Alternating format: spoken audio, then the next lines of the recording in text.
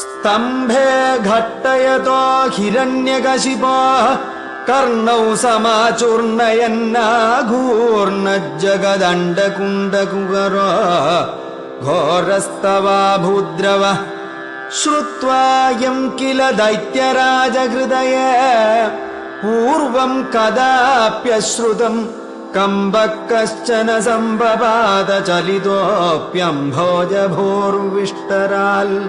दैत्ये दिक्षु विसृष्टचक्षुषि महासंरम्भिणि स्तम्भत सम्भूतं न मृगात्मकं न मनुजाकारं वपुस्ते विभो किं किं भीषणमेतदद्भुतमिति व्युत्थान्तचित्ते सुरे विस्फुर्जद्धवलोग्ररोमविकसद्वर्ष्मा समाजृम्भथाः तप्तस्वर्णसवर्णघूर्णदतिरूक्षाक्षम् सटाकेसरप्रोल्कम्बप्रनिकुम्बिताम्बरमघो जीयात्तवेदं वपु व्याप्तव्याप्लमहादरी सखमुखम् खड्गोग्रवल्गन् महाजिह्वा निर्गमदृश्यमान सुमहादंष्ट्रायुगोड्डामरम् उल्सर्पल् वलिभङ्गभीषणघनु ह्रस्वस्थवीयस्तरग्रीवम् पीवरदोश्शतोद्गतनखक्रूरांशुदूरोल्बणम् व्योमोल्लङ्घि घनाघनोपमघनप्रध्वान निर्धावितस्पर्धालुप्रकरम् नमामि भवतस्तन्नारसिंहम् वपु नूनं विष्णुरयं निहन्यमुमिति भ्राम्यद्गदाभीषणम् दैत्येन्द्रं समुपद्रवन्दमधृथा दोर्भ्यां पृथुभ्याममुम् वीरो निर्गलितोऽथ खड्गफलगौ गृह्णन् विचित्रश्रमान् व्यावृण्वन् पुनरापपात भुवनग्रासोद्यतम् त्वामहो भ्राम्यदं दिदिजाधमं पुनरपि प्रोद्गृह्य दोर्भ्यां जवाल् द्वारेथोरुयुगे निपात्य नखरान् व्युत्थाय वक्षो भुवि निर्भिन्दन् अधिगर्भनिर्भरगलद्रक्ताम्बुबद्धोत्सवम् पायं पायमुदैरयो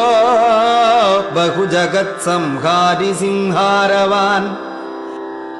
त्यक्त्वा तं हतमाशु रक्तलहरीसिक्तोन्नमद्वर्ष्मणि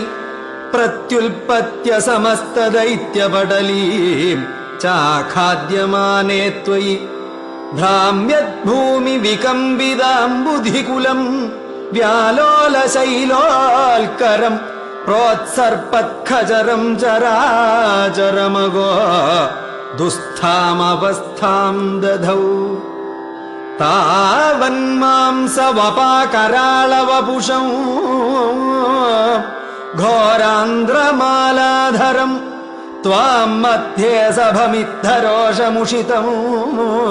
दुर्वार गुरुवारवम् अभ्येतुं न शशाक कोऽपि भुवने दूरे स्थिता भीरव सर्वे सर्वविरिञ्ज वासवमुखाः प्रत्येकमस्तोषता भूयोऽप्यक्षतरोषधाम्नि भवति ब्रह्माज्ञया बालके प्रह्लादे पदयोर्नमत्यपभये कारुण्यभाराकुल शान्तस्त्वं करमस्य मूर्ध्नि समधाः